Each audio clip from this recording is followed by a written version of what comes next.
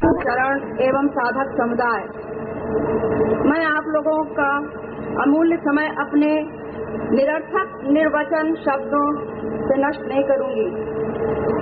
अब आप लोगों के समक्ष श्रीमद् पदवाक्य प्रमाण पारावारिण वेद मार्ग प्रतिष्ठापनाचार्य निखिल दर्शन समन्वयाचार्य सनातन वैदिक धर्म प्रतिष्ठापन सत संप्रदाय परमाचार्य भक्ति योग रसावतार भगवद अनंत श्री विभूषित जगत गुरु 1008 स्वामी श्री कृपालु महाप्रभु का राधाष्टमी के उपलक्ष्य में वेद वेदांत सम्मत सार गर्भित प्रवचन प्रारंभ होने जा रहा है। सभी निवेदन है कि आप लोग एकाग्र चित्त होकर सुने एवं लाभ उठाएं।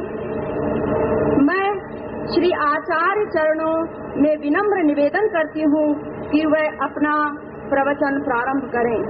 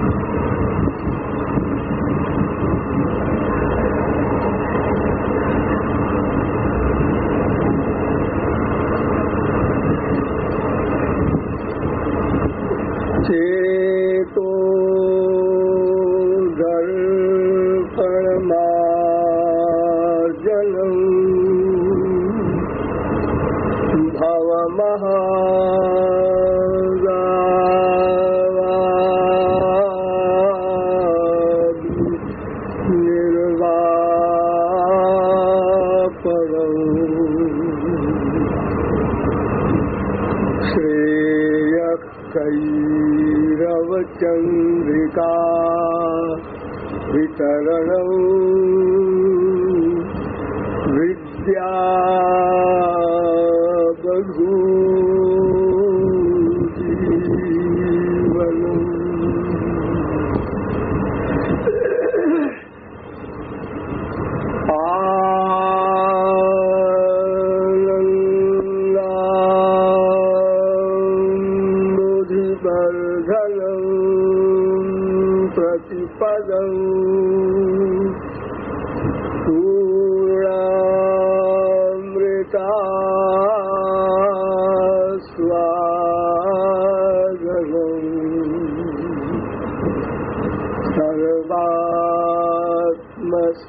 फलं परं विजयते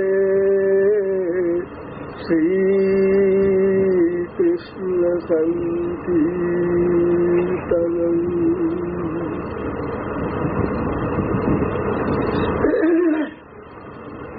वन्दे वृन्दावनानन्दा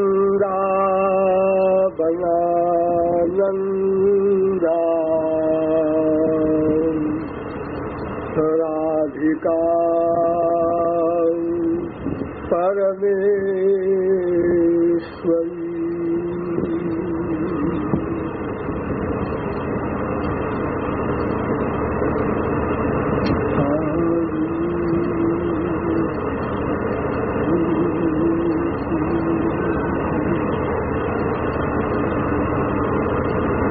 अनंत सौंदर्य माधुर्य सुधा सिंधु बलबंध्वाराध्या राधावराधत्व महानुभाव।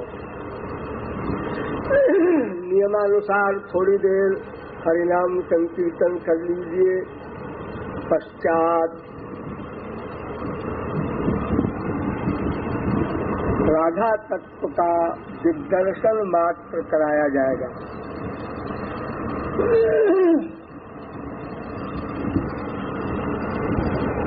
भजो गिरिधर गोविंद गोपाला।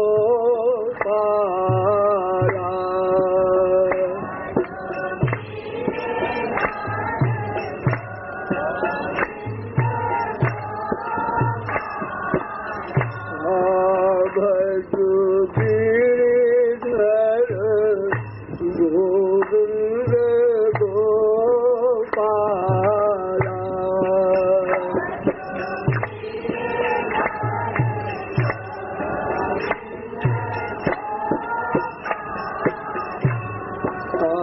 भजो गिरिधर गोविंद गोपाला। भजो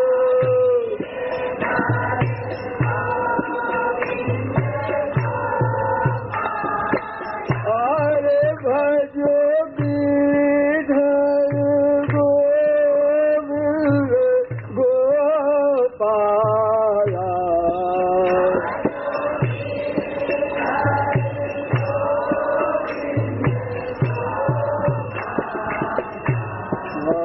भजो गिरिधर गोविंद गोपाला।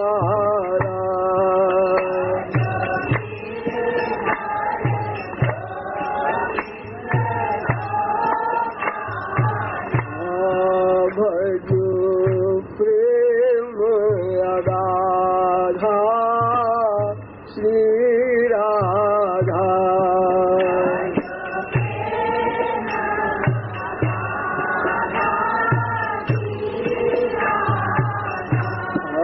भजो प्रेम राधा श्री राधा। श्री राधे। बोलिए अलबेली सरकार की।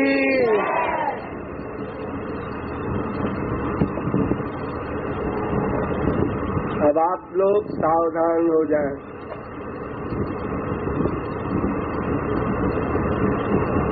आज राधाष्टमी का पावन पर्व है, अर्थात आज राधा का जन्म दिवस है, बर्थडे है। ये राधा कौन है? इनका बर्थडे हम क्यों मनावें? हम संसार में अपने विशेष संबंधियों का ही बर्थडे मनाते हैं, अपने पुत्र आदि का। आज से 5000 वर्ष पहले कोई राधा नाम का तत्व हमारे संसार में आया था, ऐसा सुनते हैं, किंतु उनका जन्मदिवस क्यों मनावें? उनसे हमारा क्या संबंध है अथवा क्या स्वार्थ है? इन सब विषयों पर थोड़ा थोड़ा विचार करना है।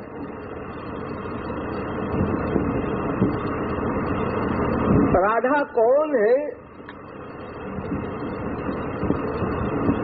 इसके समझने के पहले श्री कृष्ण कौन है ये समझिए। क्योंकि परम धन राधे नाम आधार। परम धन राधे नाम आधार। हर जाहि श्याम मुरली महते रत असुमिरत बारंबार। परम धन राधे नाम आधार।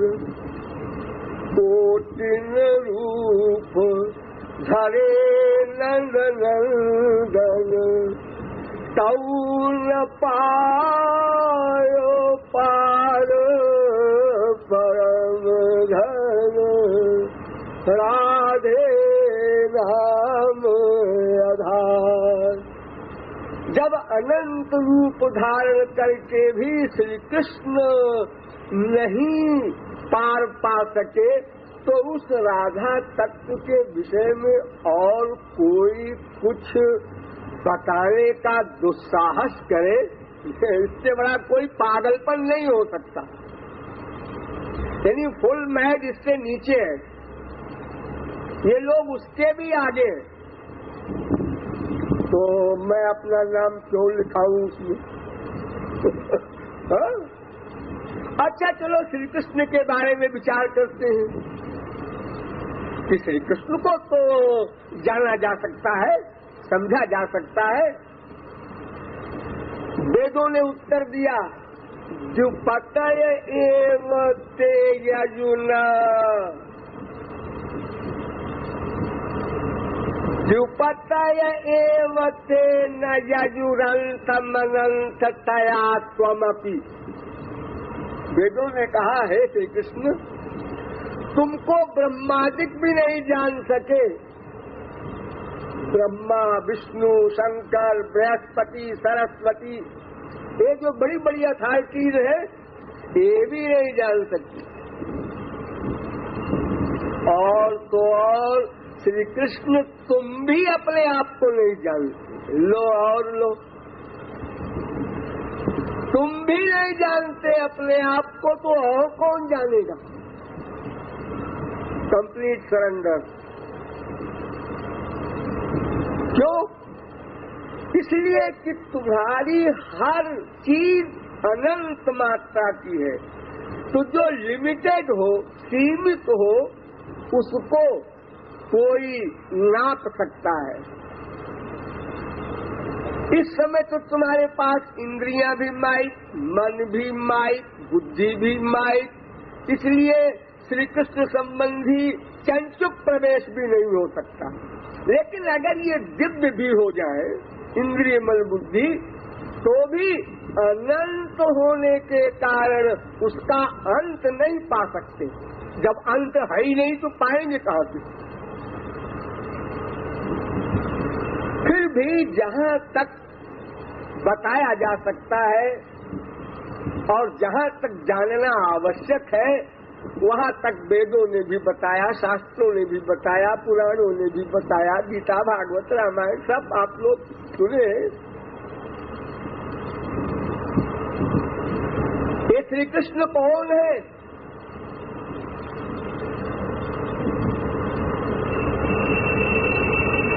और इनका राधा से क्या संबंध है? पहले ये समझिए।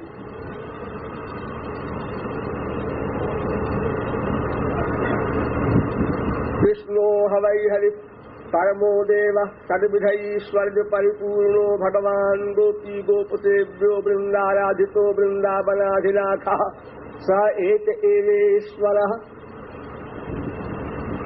तस्य हवै द्वैतनुर्नारायणो किल ब्रह्मांडाधिपतिरेपोंस प्रकृते प्राचीनो नित्या तस्य शक्त्यस्त्वनेकधा। एक सुप्रीम पावर यानी जिनसे परे कुछ न हो उनका नाम श्री कृष्ण, ये वेद कह रहा है।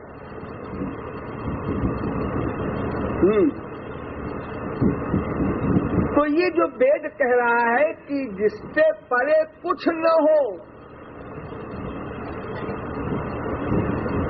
यस्मान् नास्ति परात् परः, महाभारत कहता है।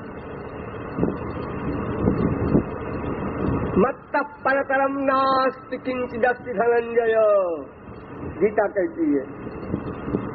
जिससे परे कुछ न हो वो श्री कृष्ण है।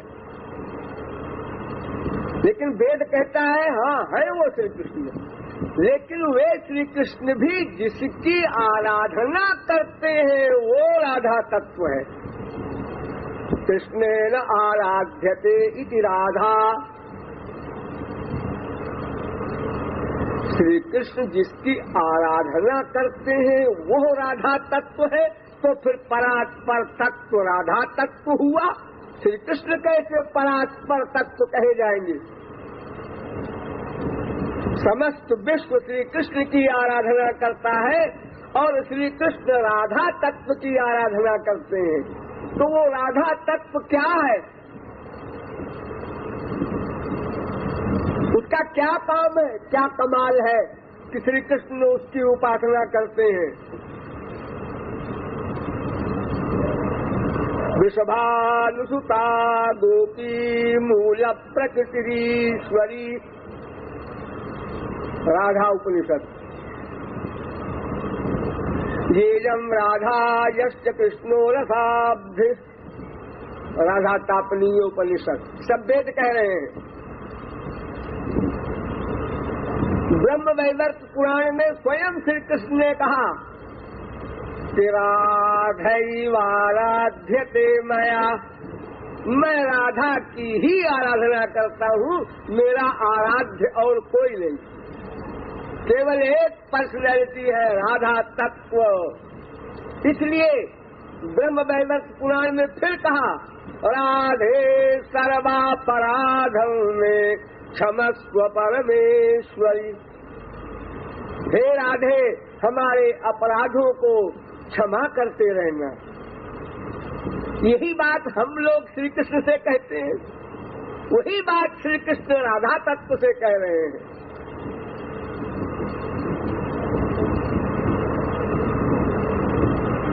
तो जिसकी उपासना श्री कृष्ण करते हैं वो राधा तत्व है क्या? उसका रहस्य क्या है? वो परात्पर तत्व को श्री कृष्ण कहे जा रहे हैं। हाँ, बुद्धि लगाइएगा। द्वेवाव ब्रह्मणो रूपे मूर्तं चैवा मूर्तं च, वेद कहता है उस परात्पर तत्व का दो रूप है, एक निर्गुण निर्विशेष निराकार और एक सगुण सविशेष साकार।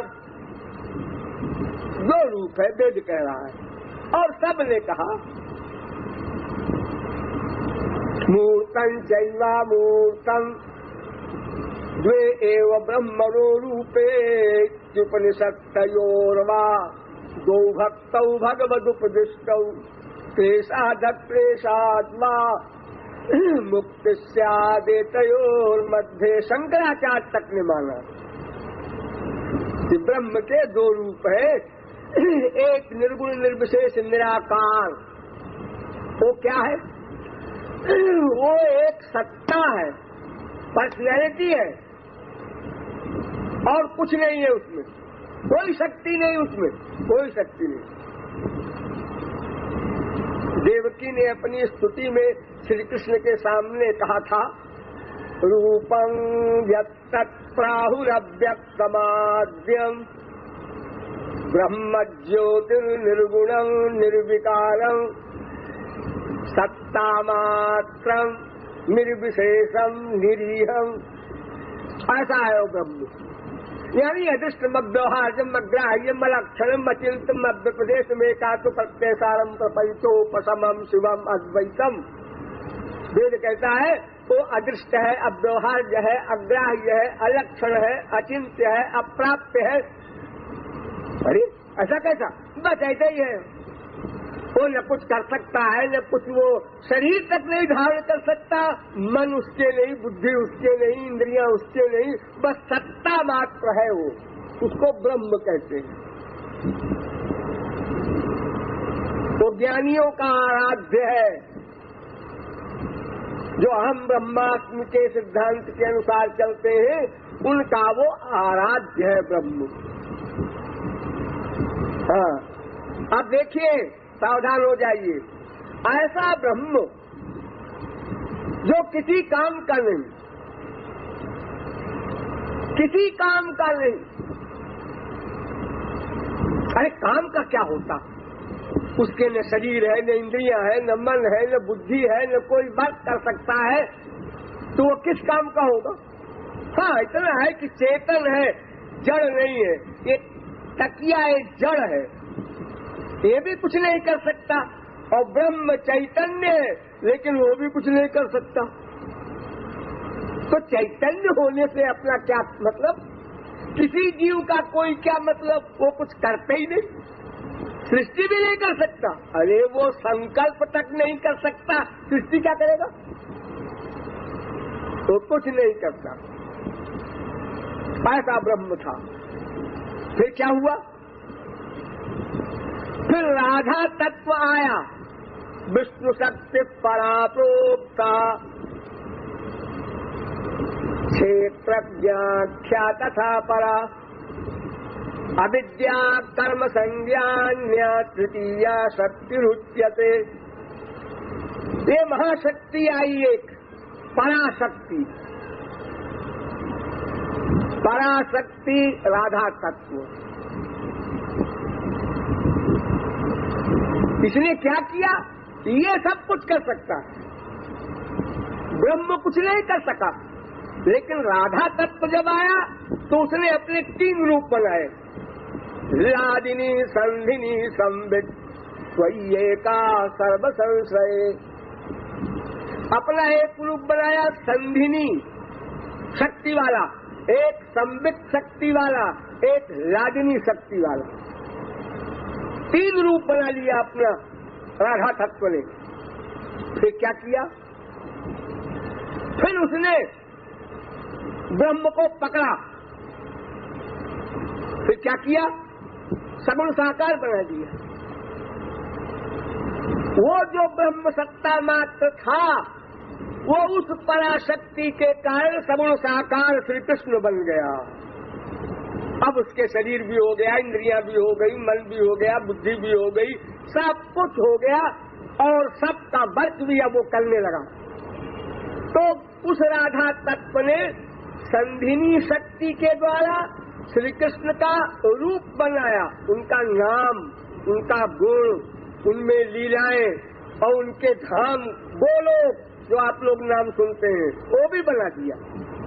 ये सब राधा तत्व ने बनाया। ब्रह्म का कोई लोक फोक नहीं होता।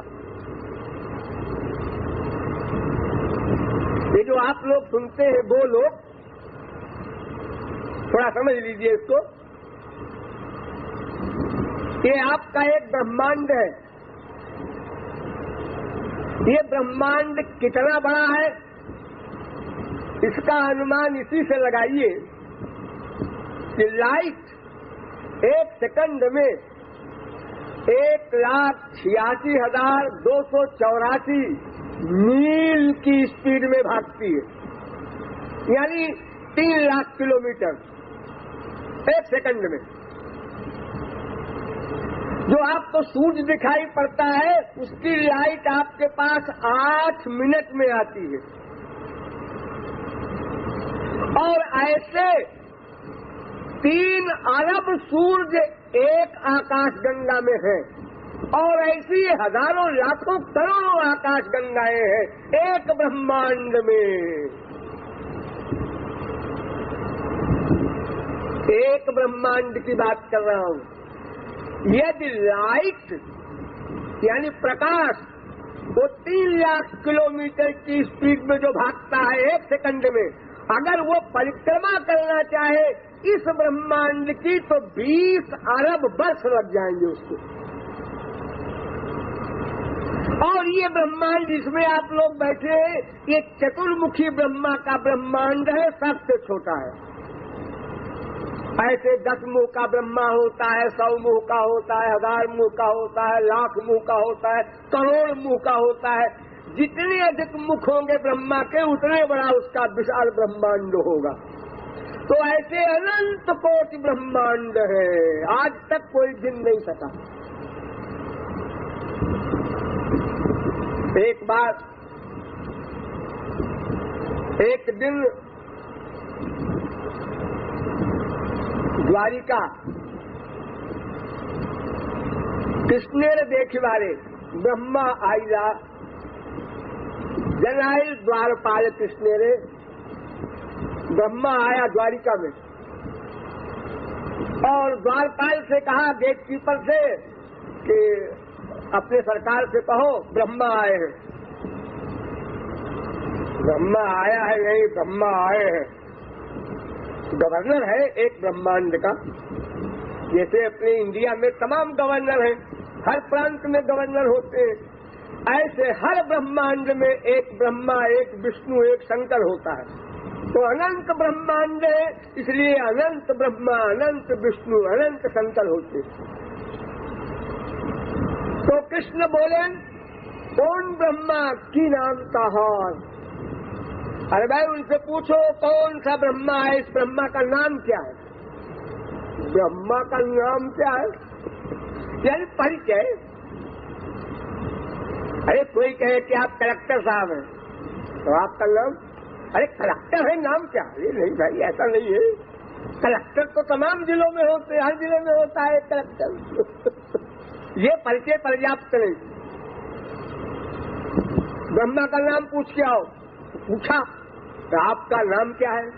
अरे मैं ब्रह्मा हूँ, मेरा नाम पूछ रहे हो। मैं क्या जानू साहब, वो तो सरकार पूछ रहे। तो सिर खुजाला उन्होंने कहा अच्छा कह दो सनकादिक के पिता, सनकादिक परमहंसों के पिता ब्रह्मा। श्री कृष्ण ने कहा अच्छा बुला लो। आए, ये तो जानते ही थे कि हमारे अध्यक्ष है ये। प्रणाम किया तो श्री कृष्ण ने कहा कहो कैसे आए। उन्होंने कहा महाराज ये तो बाद में बताएंगे, पहले ये बताइए कि आपने ये कैसे पूछवाया था कौन ब्रह्मा। एक ब्रह्मांड में एक ही ब्रह्मा तो है, कोई दूसरे को भी नॉमिनेट कर दिया है आपने क्या। ऐसा कैसे हो सकता है। तो श्री कृष्ण ने उसी कमरे में, जिस रूम में बैठे थे श्री कृष्ण, उसी रूम में ब्रह्मा को अनंत ब्रह्मांड दिखाया प्रत्यक्ष।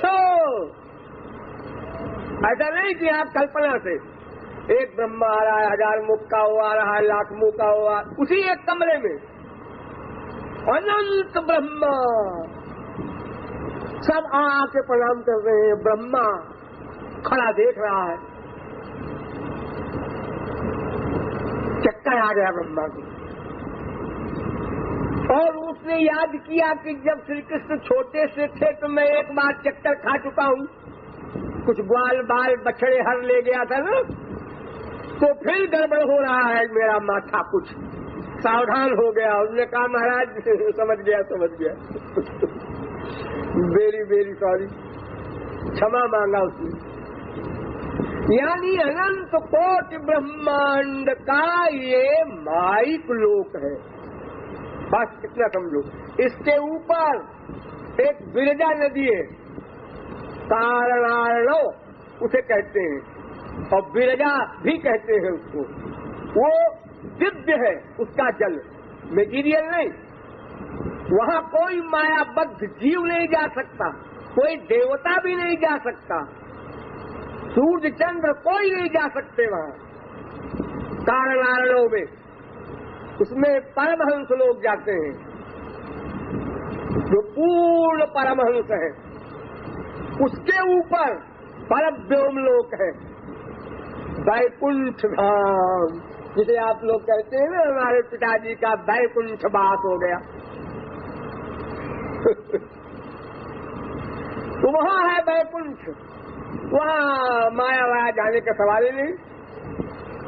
न यत्र सत्वं न रजस्तमश्च न वै विकारो न महान् प्रधानम् परं पदं वैष्णवमामनन्ति यद्गत्वा न निवर्तन्ते तद्धाम परमं मम।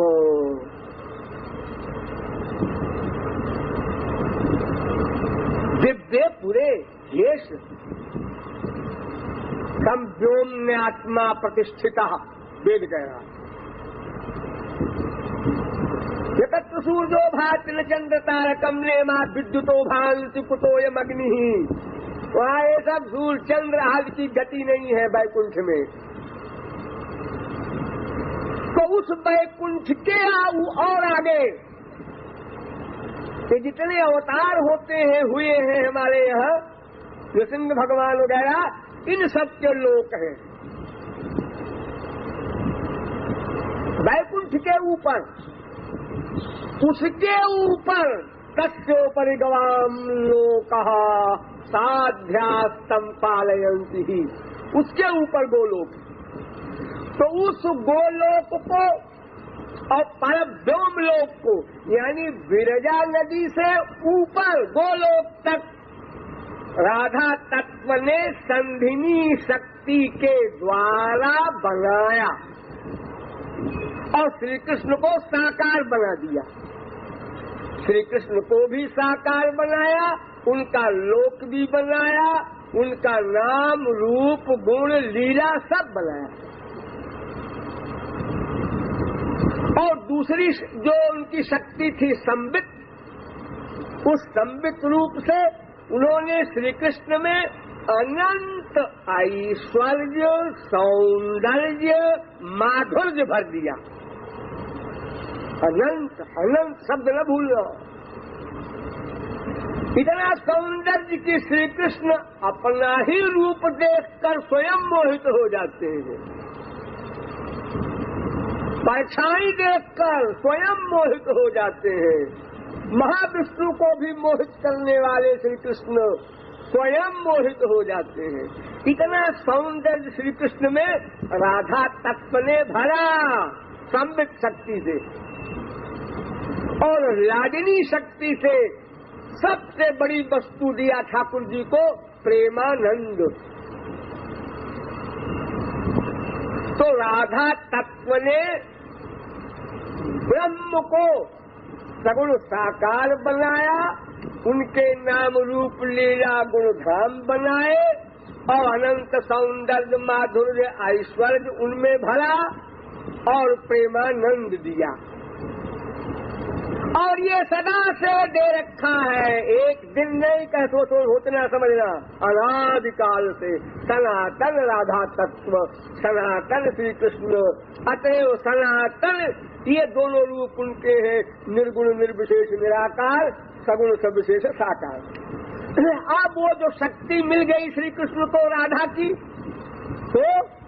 तो जब जो चाहे संकल्प से हो जाए। संकल्पा देवास्तु पितरस्तमुत्तिष्ठन्ति स ईक्षत तदैक्षत स ईक्षां चक्रे। बस सोचा और हुआ। ईक्षतेर्ना शब्दम वेदांत कह रहा है, यानी अपहित पापमा विजरो विमृत्युर विशोको विजिघत्तो पिपासा। ये 6 गुण तो पहले थे ही, लेकिन सत्य काम सत्य संकल्प ये राधा तत्व ने अपनी शक्ति के द्वारा डाला। तो सोचिए कि जब राधा तत्व ने ब्रह्म को श्री कृष्ण बनाया तो इससे बड़ी बात और क्या होगी। यानी श्री कृष्ण का अस्तित्व ही राधा के हाथ में है। इसलिए वेद व्यास ने ब्रह्मांड पुराण में लिखा, ममैव पौरुषं रूपम गोपिका जनमोहनम। ये श्री कृष्ण का जो रूप है ना, ये किशोरी जी कहती हैं कि ये मेरा ही है बनाया हुआ, मेरी शक्ति से बना। अगर मैं अपनी शक्ति न देती तो ब्रह्म निर्गुण निर्विशेष निराकार ही रहेगा सदा। तो सोचिए उस राधा तत्व के बारे में कुछ लोग तो यहाँ तक कहते हैं कि भाई ये तो बाद में जोड़ दिया गया है, राधा तत्व कोई प्रामाणिक नहीं है। मैंने आपको वेदों से बताया, ऋग्वेद में 7 विभक्तियों में राधा शब्द आया है। कर्ता, कर्म, करण, संप्रदान, अपादान, संबंध, अधिकरण, हर विभक्ति में ब्राह्मणादिंदराधता ऋग्वेद। विभक्तारम हवामहे वसोश्चित्रस्य राधसा ऋग्वेद। इदम हन्मो जसा सुतम राधानाम पते ऋग्वेद। तमाम मंत्रों में एक आक्षेप वेदव्यास पर होता है कि वेदव्यास ने राधा तत्व का वर्णन नहीं किया भागवत में। भागवत ग्रंथ में राधा शब्द का, राधा तत्व का निरूपण नहीं किया गया है। इसलिए लगता है कि राधा तत्व बाद में जोड़ा है लोगों ने।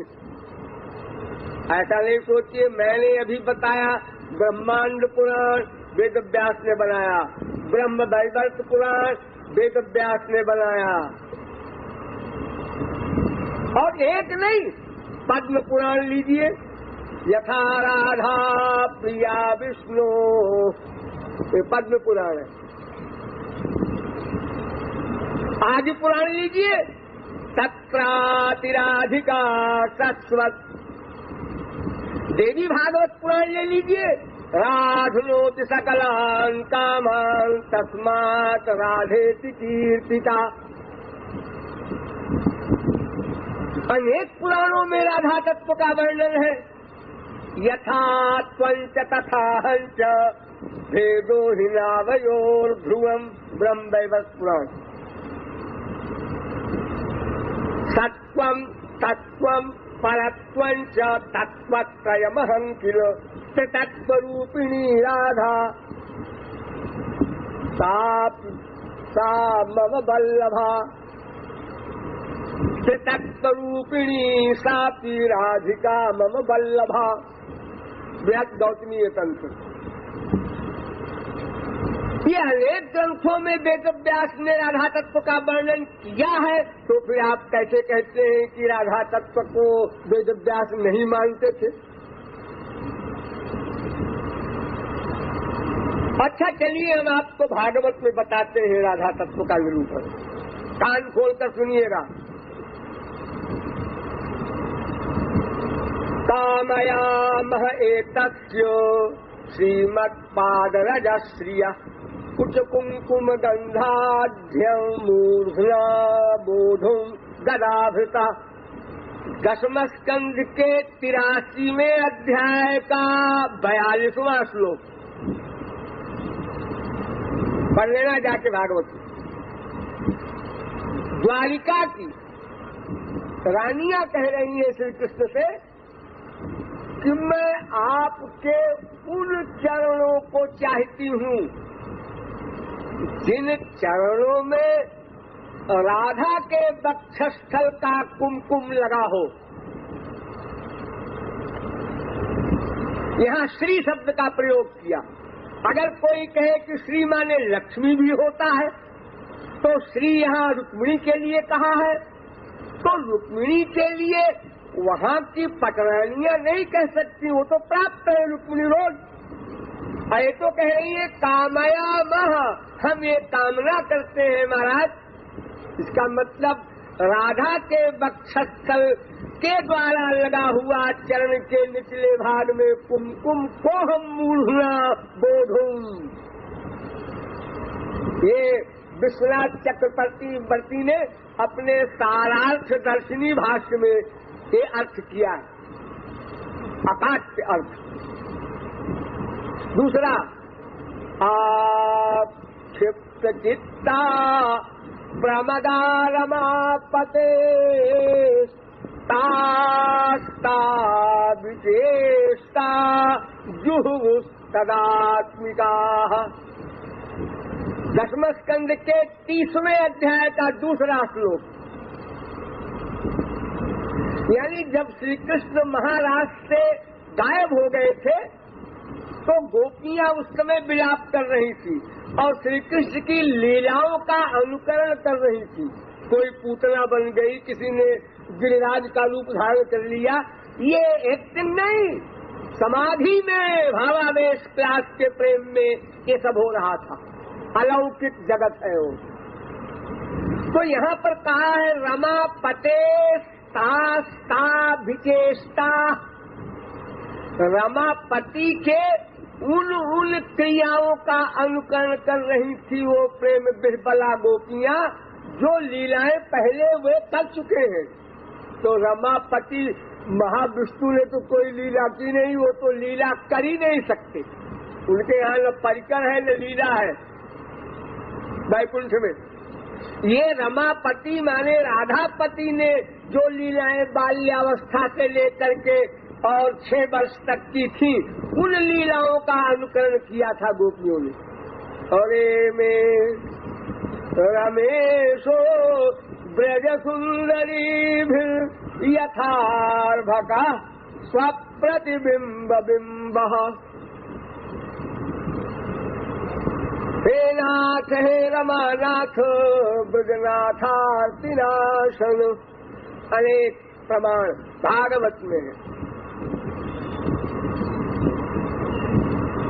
अनयाराधितो नूनं भगवान हरिरीश्वर। भागवत। जब राधा तत्व को साथ लेकर के श्री कृष्ण रास से अलक्षित हो गए तो वहाँ पर गोपियों ने कहा था अनयाराधितो नूनं भगवान हरिरीश्वर। अस्वराधसा ब्रह्मणिरंस्यते नमः। निरस्तसाम्यातिशयेन राधसा स्वधामनि ब्रह्मणिरंस्यते नमः। अनेक स्थलों पर राधा तत्व का निरूपण भागवत में भी है।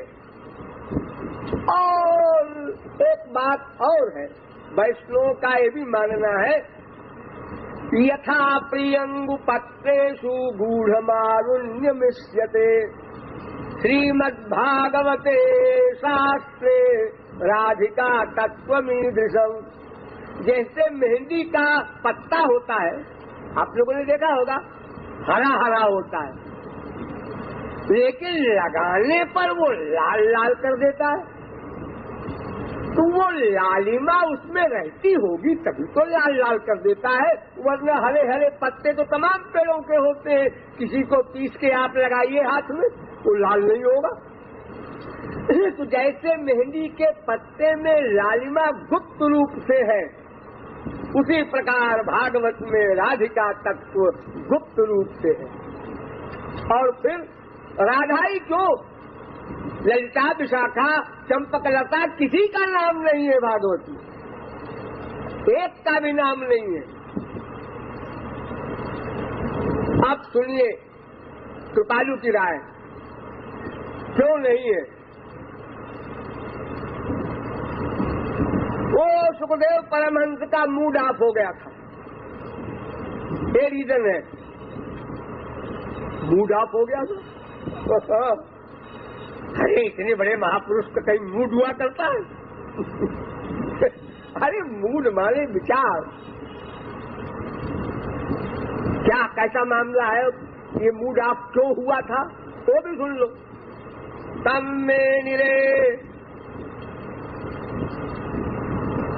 बला मूढ़ा सैनम चानुव्रतम रहा। भागवत में लिखा है। सुखदेव परमहंस बता रहे थे परीक्षित को कि वे गोपियां बड़ी मूर्ख थी, वे पढ़ी लिखी लठ गंवार, इतनी मूर्ख थी कि वो परब्रह्म श्री कृष्ण को ऐसा समझती थी कि सैनम ये तो स्त्री जाति के पीछे दीवाना है, बस लंपट है, और कोई विशेषता श्री कृष्ण की वो न जानती थी न मानती। स्त्रैनम यानी स्त्री को देखा और फिसल गया, बस ये इसकी स्थिति है, यही इसकी परिभाषा है। अथवा यो समझ लो कि सबसे बड़ी उसकी एक कमजोरी है। और फिर ऐसा भी नहीं कि कोई स्त्री मोहित हो जाए तो फिर धीरे धीरे चिट्ठी पत्री हो, बात बढ़े, आगे बढ़े, ऐसा कुछ नहीं। रास्ता चलते और पकड़ लिया, चल मुझसे प्यार कर ले, और सुनो इनसे प्यार कर लो, हाँ कर ले, तूने बड़ी तपस्या की है करोड़ों वर्ष, तू वेद की ऋचा है मैं जानता हूँ, और तुझको मैंने वरदान दिया था, मैं वही ब्रह्म श्री कृष्ण आ गया हूँ, पहचान ले। ये रहेगी तो सैनम स्त्रियों का लंपट और चानुप्रतम उनका गुलाम। ये उड़ीसा में एक कीर्तन होता है गौरांग महाप्रभु का, वो बताया हुआ कविनी रसिया रमणी रंकागो काही गोरे मुरली फुंका कविनी रसिया, यानी स्त्रियों का रसिया और रमणी रंग का सुंदर लड़की देखा कि वहाँ रंग भिखारी बन गया। ऐसे ओ श्याम सुंदर तुम कहाँ चले गए, ऐसा कह कह करके गौरांग महाप्रभु रोया करते थे। यही ये डिग्री दिया श्री कृष्ण को। ये तो सब वेद वेदांत के विद्वान थे गौरांग महाप्रभु, वो भी ऐसे ही बोल रहे। तो वो ब्रज गोपियां तो वैसे तो वेद की ऋचाओं की अवतार है, जो थर्ड क्लास की गोपियां है वो, और जो फर्स्ट क्लास की है वो तो गोलोक से आई है। लेकिन सुखदेव परमहंस कहते हैं कि भाई वो गोपियां जो थी मूढ़ा, बड़ी मूर्ख थी, और वो परम ब्रह्म श्री कृष्ण को त्रैणम चानुव्रतम ऐसा मानती थी। और तमेव परमात्मानं जार बुद्ध्यापि संगता, और उन श्री कृष्ण को उन लोगों ने जार भाव से प्यार किया। यानी भगवान तो क्या, महात्मा क्या, कुछ नहीं। एक संसारी जैसे कोई लड़की किसी लड़के में आसक्त हो जाए, इस प्रकार के प्यार को जार पति कहते हैं। घर में पति है और दूसरे पति से प्यार कर रही है, इसको जार कहते हैं संस्कृत में। तो तमेव परमात्मानं जार बुद्धिया, तो परीक्षित को खटका लगा बड़े जोर। ब्रह्म श्री कृष्ण महाविष्णु जिसके अंश है, जिससे परे कुछ नहीं है, और वो गोपियां उनको परमात्मा भी नहीं जानती।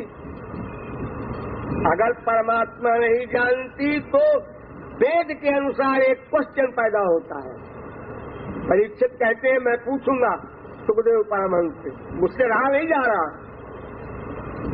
उन्होंने कहा मुनि महाराज हमारा एक प्रश्न है यहीं पर, इसी प्रकरण में। हाँ बोलो बोलो, क्या प्रश्न है? कृष्णं विदु परम कांतं न तु ब्रह्मतया मुने। भगवान कृष्ण को कांत केवल पति माना गोपियों ने, और यही जाना न तु ब्रह्मतया मुने, उनको ब्रह्म नहीं जाना। तो गुण प्रवाहो परमस्तासाम गुणधियाम कथम, तो ये जो सत्गुण रजोगुण तमोगुण है, इसका अत्यंताभाव कैसे हुआ? ये तो और बढ़ जाएगा। इनकी मुक्ति कैसे हुई, ये पॉइंट। सुखदेव परमहंस थोड़ा झल्लाए तो, लेकिन उन्होंने कहा ठीक है, बेचारा पूछ रहा है तो बता दो। उन्होंने कहा कामं क्रोधं भयं स्नेह मैत्यं सौहार्दमेव च नित्यं हरौ विदधतो यान्ति तन्मयतां हिते। परीक्षित, तुमने बड़ा गंदा सवाल किया है। खैर हम जवाब दे देते हैं। काम भाव से, क्रोध भाव से, लोभ भाव से, ईर्ष्या भाव से, द्वेष भाव से, कैसे भी शुद्ध पर्सनैलिटी में श्री कृष्ण में अगर कोई प्यार कर ले, मन का अटैचमेंट कर ले, तो वो श्री कृष्ण का ही फल प्राप्त करेगा। यहाँ तक कि भय से कंस ने गोलोक प्राप्त कर लिया। आसीन संविसंस्तिष्ठन् भुञ्जान पर्यटन महीम चिंतयानो ऋषिकेशोमपश्यत् तन्मयम् जगत्। वो सारे विश्व में श्री कृष्ण को देख रहा था डर के मारे। इसमें भी श्री कृष्ण है, इसमें भी श्री कृष्ण। खाना खाना उसका हराम हो गया, थाली उठा के फेंक दे, इसमें भी श्री कृष्ण। तो गोप्य कामात, काम भाव से गोपियां, अभयात कंस, भय से कंस, अद्वेषात चैत्यादयो नृपा, और शिशुपाल वगैरह दुश्मनी करके सब 2 लोग चले गए। तो परीक्षित एक बात बताओ, कोई स्त्री चिता बनाकर अग्नि में सती होने के लिए बैठे तो क्या होगा? क्या होगा? जल जाएगी और क्या होगा? और अगर कोई चिता में किसी व्यक्ति को बांधकर फेंक दे तो भी जल जाएगा। तो इसी प्रकार जैसे कोई व्यक्ति जान करके जहर पिए तो मरेगा, अनजाने में जहर पिए तो मरेगा। हाँ, तो फिर भगवान से प्यार करने वाला भगवान को जाने या न जाने, ज्ञात्वा ज्ञात्वा ये वैभाम यावान यस्यास्मि यादृशा भजन्त्यनन्य भावेन ते मे भक्त तमामता। भागवत। क्यों? इसलिए कि श्री कृष्ण ने स्वयं कहा उसी भागवत में, न मैया वेशित धियाम काम कामाय कल्पते भर्जिता क्वथिता धाना प्रायो बीजाजनेष्यते। भगवान के निमित्त कुछ भी हो किसी प्रकार से, ये न केन प्रकारेण मन कृष्णे निवेशयेत्। लोहे को पारस से प्यार से छुआ दो, सोना बन गया, लड़ा दो, सोना बन गया। उसका एकत्व होना चाहिए, किसी भाव से हो, भाव से कोई मतलब नहीं है। इसीलिए कुब्जा की प्रशंसा की गई। आहोस्यतामिह प्रेष्ठ दिनानि कति चिन्मया। जब श्री कृष्ण पति बन करके उसके साथ रहे एक दिन केवल, तो वह कहती है प्रियतम और कुछ दिन हमारे साथ रहो। ये सुखदेव परमहंस कह रहे हैं कि जगत गुरु भर्तृबुद्ध्या तासां किं वर्ण्यते तपः। भागवत। जगत गुरु माने श्री कृष्ण, जगत गुरु को पति मान लेने वाली वो स्त्री कितना तप किया होगा उसने, कितना बड़ा सौभाग्य है, मैं नहीं सोच सकता। तो सुखदेव परमहंस कह रहे हैं। ये वो सुखदेव है जो माँ के पेट से 12 साल तक नहीं निकले, जब वरदान मिल गया कि माया नहीं लगेगी तब निकले, यानी पैदा होने के पहले ही से परमहंस वो कह रहे हैं। अस्तु, समाधान हुआ परीक्षित का। किसी प्रकार जबरदस्ती सुखदेव परमहंस कह रहे हैं ठीक ही होगा, और ये भी ठीक है, आग में कोई भी चीज जाए तो गंदी हो चाहे अच्छी हो, आग तो आग रहेगी ही, उसको भी आग बना देगी। हाँ, बात तो ठीक है। फिर रास का प्रकरण शुरू किया सुखदेव परमहंस ने। फिर रास से श्री कृष्ण अलक्षित हो गए, ये प्रकरण आया।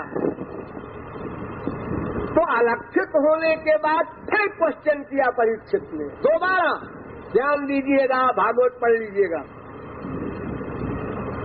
क्या क्वेश्चन किया?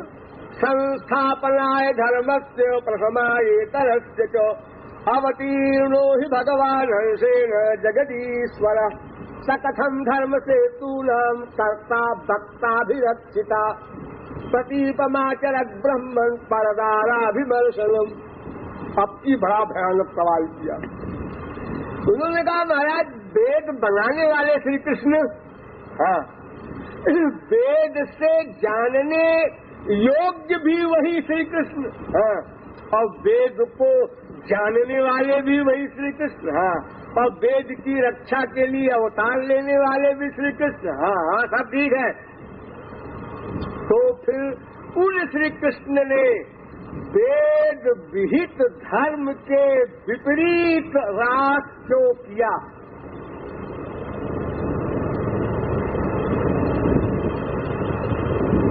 क्यों किया रास? इतना गलत काम क्यों किया ब्रह्म श्री कृष्ण ने? आश्चर्य! फिर उत्तर दिया सुखदेव परमहंस ने सुलझा करके, ईश्वराणाम वचः सत्यम।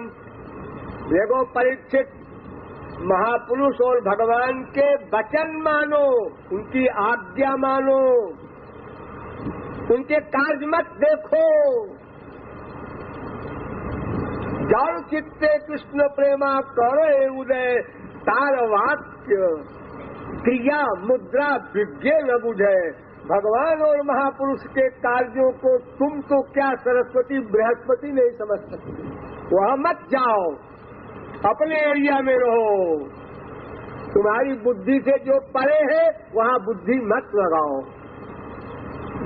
तो कि धर्म व्यतिक्रमो दृष्टो ईश्वराणाम तेजीयसाम न दोषाय बन्ने सर्वभुजो यथा। देखो अग्नि सब कुछ खा जाती है, जिसको भी अग्नि से मिलना हो मिल ले, वो किसी को एतराज नहीं करती और सबको अग्नि बना देती है। इसी प्रकार जो ईश्वर लोग हैं उनमें ये शरीर संबंधी धर्म के विपरीत आचरण होगा, लेकिन उनके लिए वो दोष कृत नहीं है। शंकर जी हालाहल पी गए और नीलकंठ की डिग्री मिल गई, लेकिन तुम अगर एक छटाक संखिया भी खा लोगे तो 0/100 हो जाओगे। तुम नकल मत करो, अपनी हैसियत में रहो। संसार में लोग कहते हैं ना, अरे भाई जरा अपनी हैसियत में रहो। तुम्हारी स्पिरिचुअल पावर क्या है, कितनी है, उसको पहले तौलो, नापो, समझो। वहां मत जाओ, वहां जो गया वो लौटा नहीं।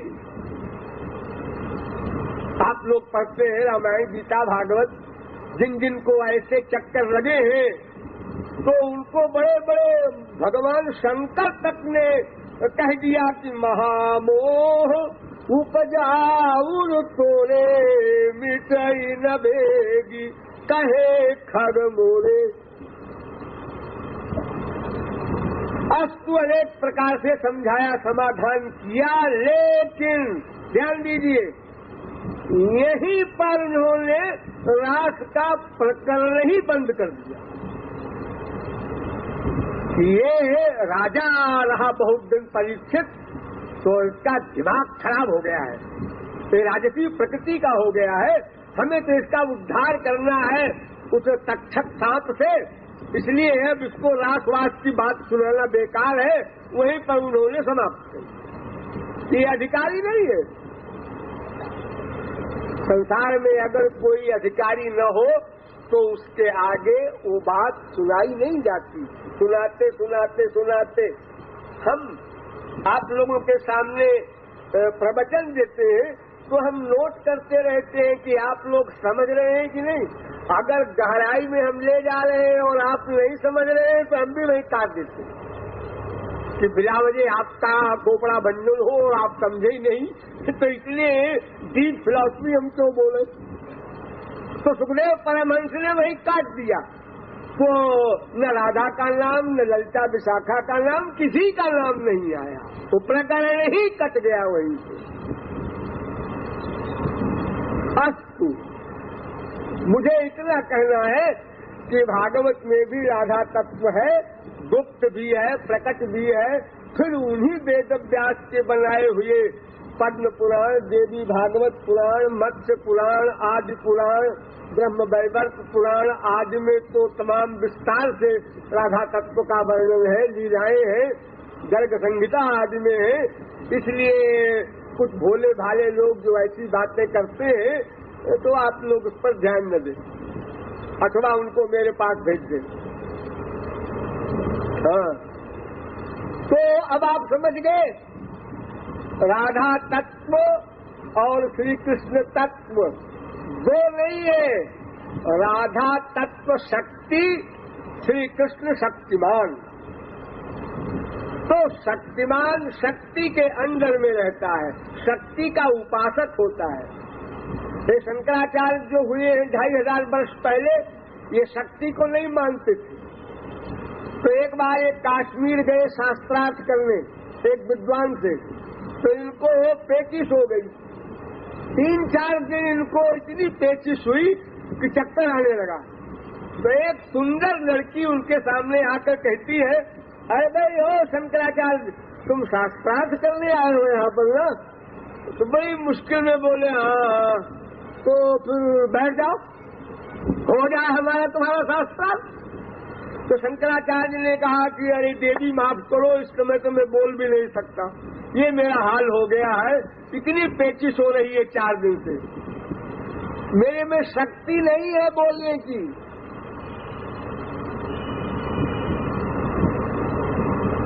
वेद में एक कथा है, उद्दालक श्वेत केतु की। उद्दालक ने श्वेत केतु को बताया शिष्य के रूप में कि हम लोग जो खाना खाते हैं उससे मन बनता है। मन, ये आइडियाज जो आपके बनते हैं, सात्विक खाना खाएंगे, सात्विक आइडियाज बनेंगे, राजस खाना खाएंगे, राजस आइडियाज बनेंगे, तामस खाना खाएंगे तो तामस आइडियाज बनेंगे। तो श्वेत केतु को बड़ा आश्चर्य हुआ। उन्होंने कहा कि ये तो कुछ बात जमती नहीं, खाने से क्या संबंध मन से? मन निराकार है, खाना साकार है। तो उन्होंने पूछा, तो गुरुजी ने कहा कि अच्छा बता देंगे, क्या आफत मचाए, अभी बताना जरूरी है क्या? उन्होंने कहा देखो, आज से तुम्हारा उपवास चलेगा, खाना पीना बंद, 15 दिन तक खाना पीना नहीं दिया, उसकी हालत खराब हो गई। तब बुलाया, उन्होंने कहा कि बेटा अमुक वेद का, अमुक शाखा का, अमुक मंत्र बोलो को। उन्होंने कहा गुरुजी कुछ नहीं याद है। उन्होंने कहा क्यों? उन्होंने को उपवास कराया आपने 2 हफ्ते, इसलिए सब भूल गया, कुछ वेद मंत्र याद नहीं। उन्होंने कहा अच्छा आश्चर्य, आजा भाई इन्हें खिलाओ पिलाओ, कुछ रस दो, मौसम्बी का फल दो। दूसरे दिन फिर बुलाया, तो भाई क्या हाल है? हाँ सुनिए गुरुजी, ये कल तुमने क्यों नहीं सुनाया? संबंध है कि नहीं खाने का? तो शंकराचार्य से वो लड़की महाशक्ति महादेवी थी, वो आई थी। उन्होंने कहा तुम तो शक्ति को मानते नहीं हो, फिर क्यों कहते हो कि आज शास्त्रार्थ करने की शक्ति नहीं है? तात्पर्य ये कि हम लोग संसारी लोग जो है वो भी शक्ति के गुलाम हैं। बुढ़ापे में जब खाट पे पड़ जाते हैं हम लोग, तो कोई कहता है भाई मक्खी तुम्हारे बैठी हुई है, इसको हटा दिया करो। अरे भाई अब हाथ नहीं उठता, अब कैसे हटा दे, शक्ति नहीं रही। शक्ति का गुलाम है हर एक संसारी व्यक्ति भी। अरे साहब एक दिन वो था जब मेरी जवानी थी, तो मैं अगर मुक्का मार दूं तो दीवार टूट जाए, ऐसे गप्पे लोग बड़ी बड़ी करते हैं ना। और शक्ति जब चली जाती है तो बेचारा वो पछताता है। अरे साहब क्या बताएं, चाहे वो धन की शक्ति हो, चाहे पोस्ट की शक्ति हो, चाहे शरीर की शक्ति हो, चाहे बुद्धि की शक्ति हो, अनंत प्रकार की शक्तियां होती हैं। तो राधा तत्व शक्ति रूप है, समस्त शक्तियों की हेड राधा। उनके अंदर में लक्षश कमलादास्य पद्म पुराण, करोड़ों कमलाएं नौकरानी है उनकी, और उन कमला की नौकरानी फिर एक ब्रह्मांड की अनंत कमलाएं, फिर उनके उपासक अनंत कोटि स्वर्ग के देवता लोग, फिर उन देवताओं के उपासक अनंत ब्रह्मांड के मनुष्य लोग। वहाँ है राधा तत्व। तो वास्तव में राधा कृष्ण दोनों एक हैं, दो नाम हैं। ध्यान दीजिए, आपने आग देखा है? आग, हाँ, आग की शक्ति क्या है? जलाने की। तो आग और जलाना ये दो है क्या? क्या आग से जलाना कोई अलग कर सकता है? क्या जलाने की शक्ति मिटा करके आग की कोई पर्सनैलिटी रह सकती है? फिर आग ही नहीं कहलाएगी वो। अगर जलाने की क्रिया निकाल दी जाए आग से, तो आग कहाँ? फिर तो वो कोयला हो जाएगा, मिट्टी हो जाएगा। जैसे कोई लोहा गर्म है, आग है उसमें, आपने छुआ, जल गए, और 10 घंटे बाद लोहे को छुआ, कुछ तो नहीं है इसमें, कहाँ आग है? वो आग चली गई। लेकिन आग नाम की वस्तु में दाहकत्व शक्ति है, वो आग से अलग नहीं हो सकती। जैसे दूध में सफेदी, तो आग की जलाने की शक्ति आग से अलग नहीं हो सकती, ऐसे ही भगवान श्री कृष्ण की शक्ति शक्तिमान भगवान से पृथक नहीं हो सकती। दोनों का नित्य एकत्व है। इसलिए श्री कृष्ण ने एक बार कहा, देहस्तेहम त्वमपि च ममासीति तावत् प्रमादः, प्राणस्तेहम त्वमपि च ममासीति तावत् प्रलापः, त्वं मे तेषामहमपि च तत् बाधितं साधु राधे, नो युक्तौ नौ प्रणय विषये युष्मदस्मत् प्रयोगः।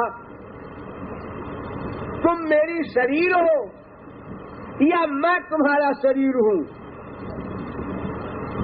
तुम मेरी आत्मा हो या मैं तुम्हारी आत्मा हूँ, ये कहना भी बकवास। तुम मेरी प्राण हो या मैं तुम्हारा प्राण हूँ, ये भी कहना बकवास। तुम मेरी हो, मैं तुम्हारा हूँ, ये भी कहना बकवास। तो फिर क्या कहा जाए? हमारे तुम्हारे विषय में हम तुम इस शब्द का प्रयोग नहीं होना चाहिए। हम तुम है, तुम हम है, हम तुम है, हम राधा है, राधा कृष्ण है। क्यों? इसलिए कि एक ही तत्व दो बन गया है। साइमेवात्मानं द्वेधा पातयत्, दो बन गया, एक ही दो बन गया। अरे 1000 बन सकता है। एको प्रसंजो बहुधा विभाति, वेद कहता है। बहुमूर्त्यैक मूर्तिकम, भागवत कहती है। अनंत रूप धारण किए करते ही है, रात में किया और 16,000 स्त्रियों से ब्याह किया, सब किया। अनंत ब्रह्मांड में अवतार लिए रहते हैं अनंत रूप से। ये सब खिलवाड़ है, क्योंकि वो सर्वव्यापक है। तो इसलिए राधा कृष्ण के विषय में रसिकता की भाषा में आप कुछ भी बोलिए, सब सही है। अजय श्री कृष्ण की दासी है राधिका, बिल्कुल ठीक। राधा के दास है श्री कृष्ण, बिल्कुल ठीक। राधा कृष्ण दोनों के उपासक है, बिल्कुल ठीक। राधा कृष्ण दो है ही नहीं है, एक ही में दो है, ये भी ठीक। इसलिए तत्व को समझे रहिए ताकि अपराध न हो जाए कभी। रसिक लोग बहुत प्रकार की बातें करते हैं। नारद जी ने कहा, जरा उनकी बात सुनिए, आपको हंसी आएगी। नारद जी ने कहा, भाई राधा तत्व बड़ा है। अच्छा बड़ा? अरे 2 तत्व है ही नहीं, जब तो बड़ा छोटा क्या होता? नहीं है। कैसे? नारद पांचरात्र में उन्होंने कहा, श्री कृष्णो जगताम तातो जगन्माता च राधिका। सारे अनंत ब्रह्मांड के पिता श्री कृष्ण हैं और अनंत ब्रह्मांड की माता राधिका है। अच्छा ठीक है। मान लिया भाई, शक्ति शक्तिमान है, उनको हम माता पिता कहते। तो सुनो फिर इसके आगे, पितु शतगुणा माता वंद्या पूज्या गरीयसी। पिता से सैकड़ों गुना ऊंचा स्थान माँ का माना है वेदों ने, शास्त्रों ने, पुराणों ने। ये सन्यासी जो हो जाते हैं, ये दंड कमंडल लेके चलते हैं, आप लोगों ने देखे होंगे, ये सर्वत त्यागी कहलाते हैं, लेकिन अपनी माँ को प्रणाम करने का इनके लिए भी कानून है। गुरु को प्रणाम करो, अपनी माँ को प्रणाम करो, फिजिकल माँ को, जो जगन मिथ्या कहते हैं। तो नारद जी कहते हैं पिता से सैकड़ों गुना ऊंचा स्थान माँ का है, इसलिए राधिका का स्थान ऊंचा है। ठीक है, ऐसे मान लीजिए, लेकिन ऐसी दुर्भावना न आने पावे श्री कृष्ण कोई और है, राधा कोई और है, और उनसे ऊंचा स्थान है, उनका नीचा है। ये सब लीला जगत में सब कुछ हुआ करता है। अरे राधा कृष्ण की तो कौन कहे, भक्त और भगवान के विषय में इतनी बड़ी बड़ी बातें हैं कि आश्चर्य में पड़ जाए जीव। यशोदा मैया की गोद में जाने के लिए ब्रह्म जमीन पर लौटता हुआ रो रहा है। श्री कृष्ण नारद जी पहुंच गए, उन्होंने देखा कि ये स्त्री एक है और एक छोटा सा बच्चा है, और स्त्री की गोद में जाने को बच्चा रो रहा है, और हमको ये बताया गया है कि भगवान का अवतार हो गया है। तो भगवान की गोद में जाने के लिए जीव रोता है, तब इस हिसाब से ये स्त्री भगवान होगी और जो रो रहा है जीव होगा। लेकिन अवतार लिया है अगर, तो एकदम से वो भगवान इतना बड़ा कैसे हो गया? मैया यशोदा तो बूढ़ी हो रही थी, तो बुढ़ापे में हुए थे श्री कृष्ण, समझ में नहीं आया विचारों को। तो कहते हैं किं ब्रूमस्त्वां यशोदे कति कति सुकृत क्षेत्र वृंदानि पूर्वं गत्वा कीदृग्विधानै कति कति सुकृतान्यर्जितानि त्वयैव नो शत्रु न स्वयंभूर् न च मदन रिपुर्जस्य लेभे प्रसादं तत्पूर्णं ब्रह्म भूमौ विलुठति विलपत् क्रोधमारोढुकामं। ब्रह्मा विष्णु शंकर की समाधि में जो नहीं जाता, वो मैया तेरी गोद में जाने के लिए रो रहा है, और तू कहती है जा जा खेल, छुट्टी नहीं है मुझे, दिन भर लगा रहेगा गोद में। अनोखा यही लाला है, ये डांट लगा रही मैया। बताओ, यहाँ तो राधा की बात नहीं है, फिर भी इतनी बड़ी बात हो गई है, जीव का इतना बड़ा स्थान ऊंचा कर दिया गया है, तो वहाँ तो कोई झगड़ा ही नहीं। अतएव तो राधा की उपासना करो केवल, और श्री कृष्ण उसके अंतर्गत मान लो, वो भी ठीक, या श्री कृष्ण की उपासना करो, राधा को उनके अंदर मानो, ये भी ठीक, अथवा राधा कृष्ण दोनों को साथ रख के उपासना करो, वो भी ठीक।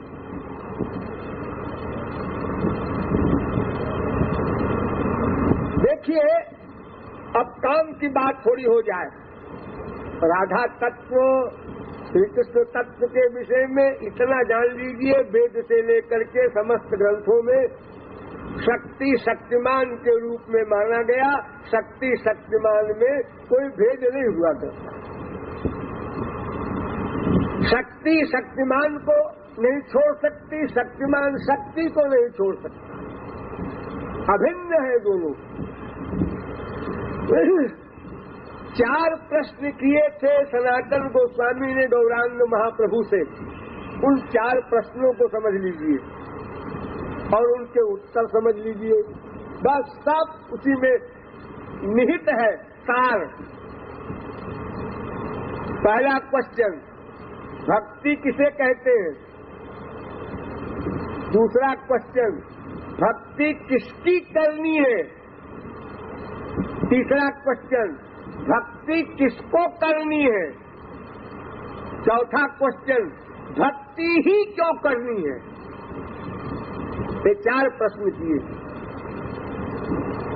तो पहला प्रश्न तो बड़ा सीधा सीधा है, भक्ति किसे कहते हैं?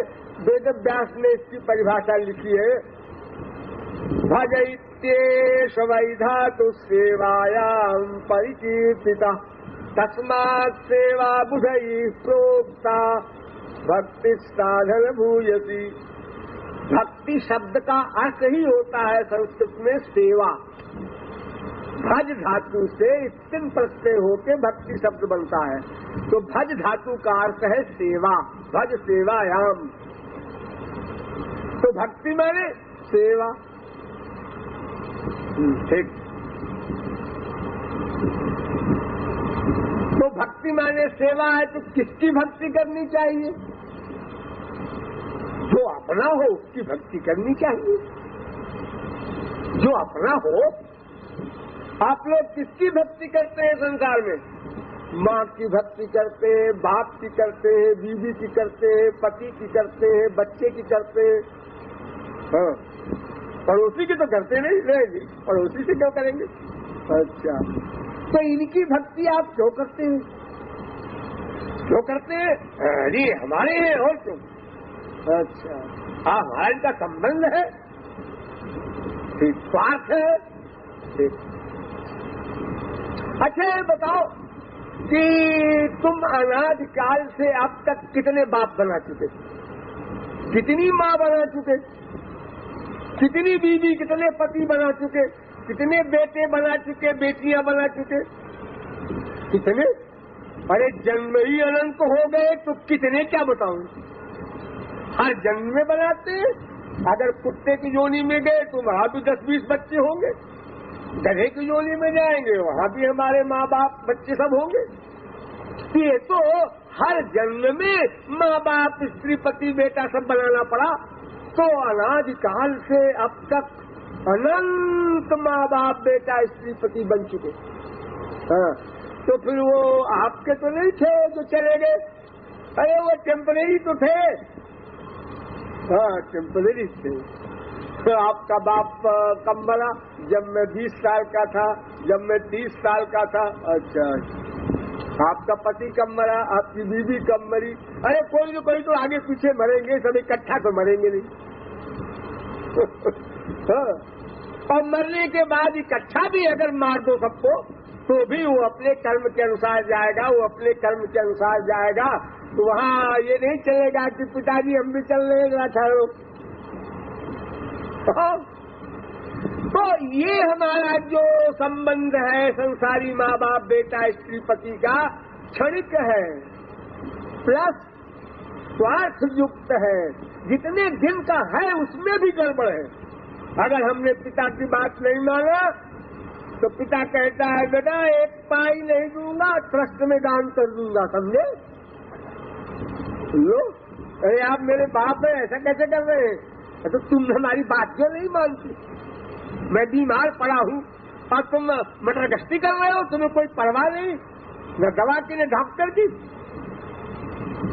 तो पिताजी आपका भोग है, अपना भोगिए, मैं क्यों परेशान हूँ? अच्छी बात है, ठीक है, मैं तो भोगूंगा ही, लेकिन जो कुछ मेरी प्रॉपर्टी है वो तुमको नहीं मिलेगी तो तुम भी भोगोगे बेटे। हाँ, जो आशा लगाए बैठे हो। ये देखो खटपट हो गई। जब तक जिंदा है बाप उसके पहले, अरे दिन में 10 बार होती है मियाँ बीवी में, आप लोगों को अनुभव है। वो कच्चा चिट्ठा मैं क्यों बताऊं? जरा स्वार्थ गड़बड़ हुआ कि खटपट स्वार्थ सिद्ध हुआ, बस प्यार हो गया। तो ऐसा संबंध जो हमारा है संसार का, टेम्परेरी भी है, वो भी नहीं है एक दिन का भी निश्चित। लेकिन श्री कृष्ण का हमारा संबंध तो जीवात्मा परमात्मा का है। हम शरीर तो है नहीं, ये शरीर हमारा है, हम शरीर नहीं। शरीर नश्वर है, हम नश्वर नहीं। हम श्री कृष्ण के अंश हैं और जिस जिस योनि में हम सदा जहाँ जहाँ गए सदा श्री कृष्ण हमारे साथ रहे। द्वादपर्णा सरुजा सखाया, वेद कहता है। एक क्षण को उन्होंने साथ नहीं छोड़ा हमारा, ऐसे हमारे साथी है। और हितैषी कितने हैं ये तो हम सोच ही नहीं सकते। माँ के पेट में हमारा शरीर बन गया, बाप ने बनाया है। अरे बाप को माँ को क्या पता शरीर कैसे बनता है, किसी से पूछो तो ये कैसे बनता है, वो अंदर बन जाता है, वे क्या मालूम कैसे बनता है। और पैदा होते ही माँ के स्तन से दूध निकल आया, और पहले तो नहीं निकलता था। हाँ पहले नहीं थी वो, पहले आवश्यकता नहीं थी। तो ये भगवान ने किया होगा, कि आप लोगों ने कोई कमाल किया है, किसी डॉक्टर से कराया है कोई कमाल दवा खा के? नहीं जी, ये तो नेचुरल वैसे ही है, ऊपर वाला है कि नीचे वाला है कुछ बात ऐसी। हाँ, यानी एक एक क्षण के हमारे लिए सब वो प्रबंध कर रहा है, देखभाल कर रहा है, हमारे पिछले अच्छे कर्मों का फल दे रहा है बिना हमारे मांगे। हम तो जानते भी नहीं थे हमने पिछले जन्म में क्या पुण्य किया है, क्या सत्संग किया है, क्या दान किया है, लेकिन वो हमको फल दे रहा है, अकारण कृपा कर रहा है, सकारण नहीं। उसको क्या मिलना जुलना है, हम क्या देंगे उसको? शरीर गंदा, मन गंदा, बुद्धि मासे अल्लाह, क्या है हमारे पास देने को कि भगवान उसको ले लेंगे, संत उसको ले लेगा। एक डायोजनीस संत हुआ है, डायोजनीस तो काठ के घर में रहा करता था। तो सिकंदर बादशाह जो अपनी इंडिया में तमाम लूट लाट के गया था, ये उसके पास गया और कहा महाराज तो सेवा लगा है, धूप छोड़ में सेवा करेगा ये गधा, हीरे मोती से सेवा होती है। महाराज मैं वैसा नहीं कह रहा हूँ, थोड़ी बहुत जो सेवा। अच्छा तो सुन, ये मैं यहाँ पीछे में रहता हूँ, ये मक्खियाँ बहुत परेशान करती हैं, तो इनको रोक दे। महाराज मक्खियों को मैं क्या कर सकता हूँ? जब तुम मक्खी पर शासन नहीं कर सकता तो क्या कहता है कि मैं बड़ा भारी राजा हूँ? भाग्य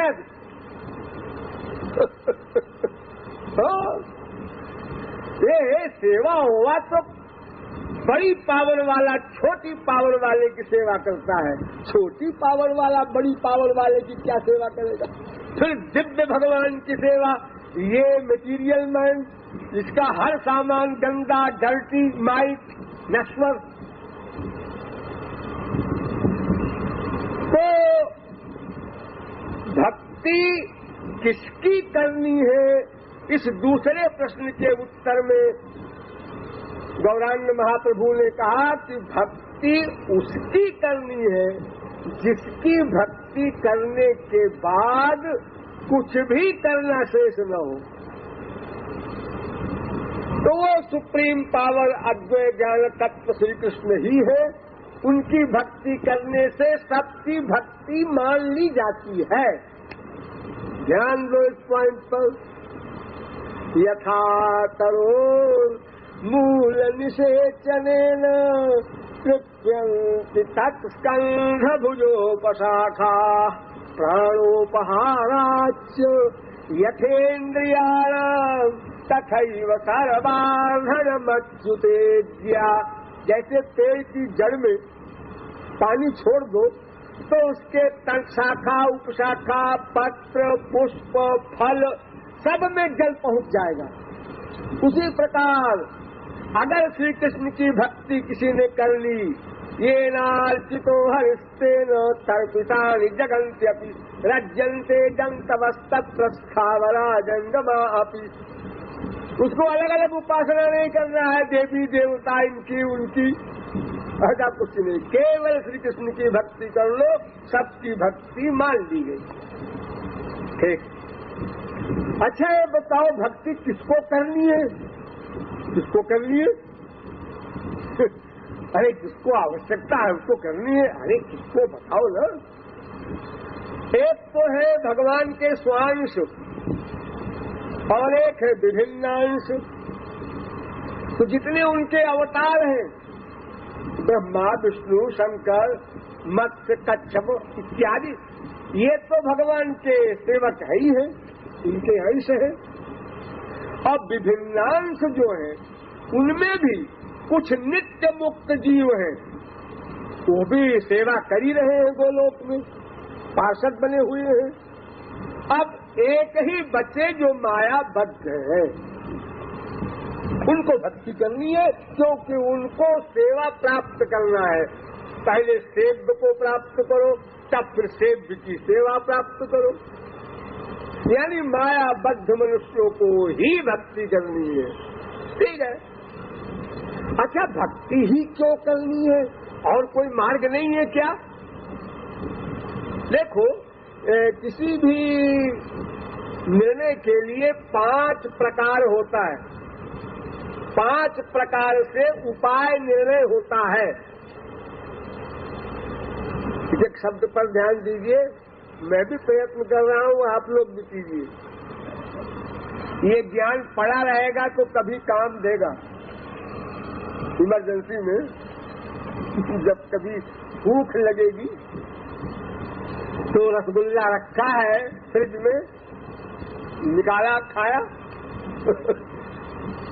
हाँ, तो 5 प्रकार से उपाय का निर्णय होता है। पहला अन्वय, दूसरा व्यतिरेक। अच्छा, गवाही भाषा में समझिए, जिसके द्वारा लक्ष्य प्राप्त हो, नंबर 1, और जिसके बिना लक्ष्य न प्राप्त हो, नंबर 2, और जो साधन अन्य निरपेक्ष न हो, अन्य की अपेक्षा न करे, और जिसमें सार्वत्रिकता हो, सर्वत्र, और जिसमें सदा तनत्व हो, यानी नित्य जो साथ दे। ये 5 प्रकार होते हैं किसी उपाय लेने के लिए। तो एक तो कर्म मार्ग है, हाँ, उसको तो आप छोड़ दीजिए, उसका फल स्वर्ग है। सब क्षीणे पुण्य मर्तलोकम विशंति, दुखोदरकास्तमो निष्ठाश्चिदानंदाश्चार्पिता। वो तो प्रबूढ़ा वेद कह रहा है, जो स्वर्ग के लिए कर्म धर्म का पालन करते हैं वो तो घोर मूर्ख है, क्योंकि माया का बंधन मिलेगा और 4 दिन का स्वर्ग है, उसके बाद हीनतरम वा विशंति, कुकर सूकर कीट पतंगादि योनियों में पटक दिया जाएगा स्वर्ग के बाद। ठीक, अब आया ज्ञान मार्ग, योग मार्ग, ये 2 मार्ग और हैं। तो योग मार्ग में भी ये 5 प्रकार जो मैंने बताए निर्णय के, उन पर खरा नहीं उतरता। क्यों? इसलिए कि योग से भगवत प्राप्ति होती है क्या? पहला क्वेश्चन जो मैंने बताया था, उससे लक्ष्य प्राप्त होता है क्या? उत्तर मिला नहीं। योग से चित्त वृत्ति का निरोध होगा, भगवत प्राप्ति नहीं होगी, माया निवृत्ति नहीं होगी। माया निवृत्ति के लिए भगवान की शर्त है, चैलेंज है, मामेव ये प्रपद्यन्ते माया में ताम तरन्ति ते, गीता। जो केवल भगवान की शरण में जाएंगे वे ही माया से उत्तीर्ण हो सकते हैं। दूसरा पॉइंट भी नहीं चलेगा कि जिसके बिना लक्ष्य न मिले, तो योग के से लक्ष्य ही नहीं मिलना है, तो उसके बिना लक्ष्य मिलने का सवाल ही नहीं, भक्ति से लक्ष्य मिलता ही है। और सार्वत्रिकता भी नहीं है इसमें कायदे कानून है। योग सीखना है आपको, तो गीता कहती है शुचौदेशे प्रतिष्ठाप्य स्थिरमासनमात्मनः, पहले जगह ढूंढो पवित्र, पवित्र जगह कहाँ मिलेगी पवित्र जगह? आज जहाँ मंदिर बना है, पहले कभी स्मशान घाट रहा, वही बड़ी मुश्किल है। और फिर उसके बाद मन पे कंट्रोल करो, ये करो, वो करो, तमाम अष्टांग योग है। आप तो सुन के घबरा जाए, करना तो बहुत दूर की बात। अरे उद्धव सरी के परमहंस ने श्री कृष्ण से कहा, तु दुश्चरामिमां मन्ये योग चर्या मनात्मन। महाराज, ये योग मार्ग तो हमारे बस का नहीं है। अथातयानंद दुघं पदाम्बुजं हंसा श्रयेरंदनबिल्लोचन। महाराज, आपकी भक्ति हमको दे दीजिए, ये योग हमारे बस का नहीं। इसलिए कर्म मार्ग भी बेकार हुआ सिद्ध, और योग से भी हमारा काम नहीं बना, और इतनी सारी उसमें अधिकारी आज की मुसीबतें हैं, नियम है, कानून कायदे हैं, वो हर एक के बस का नहीं। और अगर कर भी ले कोई तो भगवत प्राप्ति नहीं होना। अब रहा ज्ञान, इसका बड़ा नाम है। लेकिन ज्ञान में पहली गड़बड़ी तो यह है कि निर्विण्णानाम ज्ञान योगा, 4 साधनों से संपन्न पूर्ण निर्विण्ण व्यक्ति ही उसका अधिकारी है। ऐसा व्यक्ति को 5 अरब में 5 भी नहीं मिलेगा। तो परिभाषा पढ़ लीजिएगा, साधन चतुष्टय किसे कहते हैं।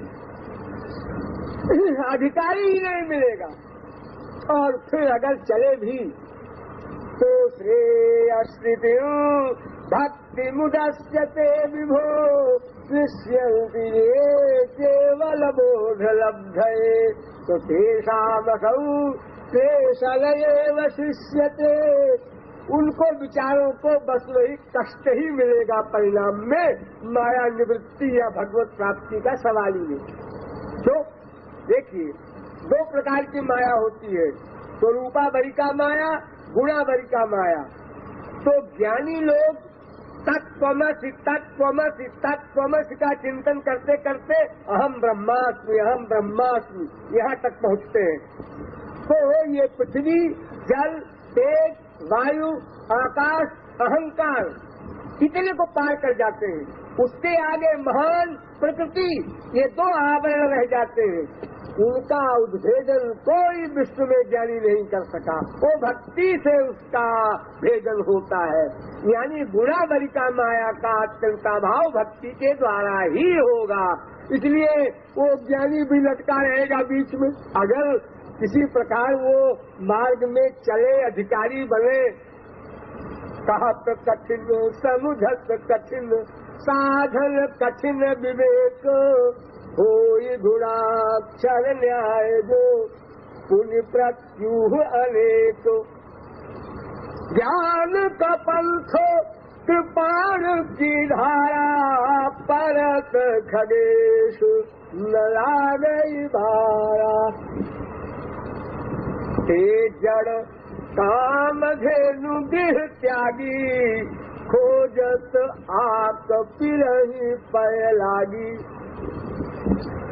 तो इसलिए हम ज्ञान मार्ग के द्वारा भी हमारा काम नहीं बना, और कठिनता इतनी अधिक कि अगर कोई उधर जाए भी तो आरोही कृच्छेण परम पदम ततः पतंत्यधो नादृत युष्मदंघ्रया। वो इतनी ऊंचाई पर जाकर के अहंकार का भेदन करने के बाद भी उसका पतन हो जाएगा। जल भरत तरीके परमहंस को हिरण बनना पड़ा, एक हिरण में आसक्ति हो गई थी। तो ज्ञान से भी काम नहीं बना, योग से भी काम नहीं बना, कर्म से भी काम नहीं बना। इसलिए भक्तिरे वैनम नयति भक्तिरे वैनम पश्यति, वेद कहता है। भक्त्या हमें तया ग्राह्या, भागवत कहती है। भक्त्या तो नन्या सत्य, गीता कहती है। विनिश्चितं बधामि ते नान्यथा बचांसि मे हरिं नरा भजन्ति ये दुस्तरं तरन्ति ते। रामायण। बारी मथे बरु होई घृत सिकता ते बरु तेल, लेकिन बिनु हरि भजन न भवतरिय ये सिद्धांत अपेल। कृषा जाई बरु मृग जल पाना बरु जामहि शश शीश विशाल। कोई भी असंभव बात संभव हो जाए, लेकिन भक्ति के बिना माया निवृत्ति नहीं हो सकती।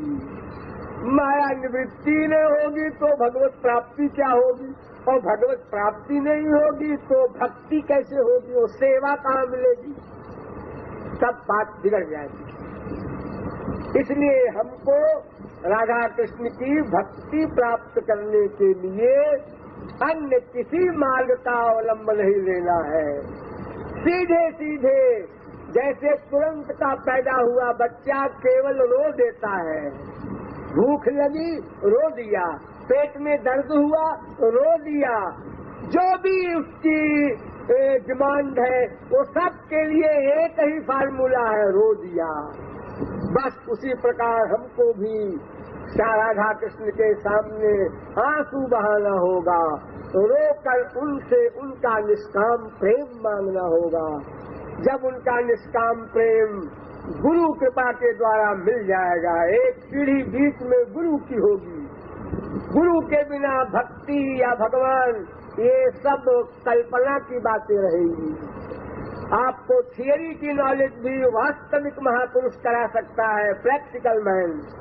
उसके बाद साधना आप प्रारंभ करेंगे तो मार्ग में भी वो संभालेगा आपको, जो डाउट होगा वो भी निकालेगा, और जब आपकी अंतःकरण की शुद्धि हो जाएगी, आप अधिकारी बन जाएंगे, तब वही गुरु आपको दिव्य प्रेम दान करेगा। तब आपकी इंद्रियां, मन, बुद्धि सब दिव्य हो जाएंगे। तब भगवान के शब्द ये कान सुनेंगे, भगवान का रूप ये आंखें देखेंगी। अन्यथा इंद्रिय, मन, बुद्धि प्राकृत है, इनसे भगवान का ग्रहण असंभव है। इसीलिए ज्ञानी का चिंतन भी प्राकृत होता है, क्योंकि वो भक्ति रहित है, और भक्ति रहित पर स्वरूप शक्ति की कृपा नहीं होगी, इसलिए इंद्रिय, मन, बुद्धि दिव्य नहीं होंगे। इस प्रकार साधना करने से हम अधिकारी बनकर गुरु द्वारा वो दिव्य प्रेम प्राप्त कर भगवत सेवा के अधिकारी बन जाएंगे। तब राधाष्टमी मनाना हमारा सफल होगा। शेष फिर कभी। बोलिए वृंदावन बिहारी लाल की।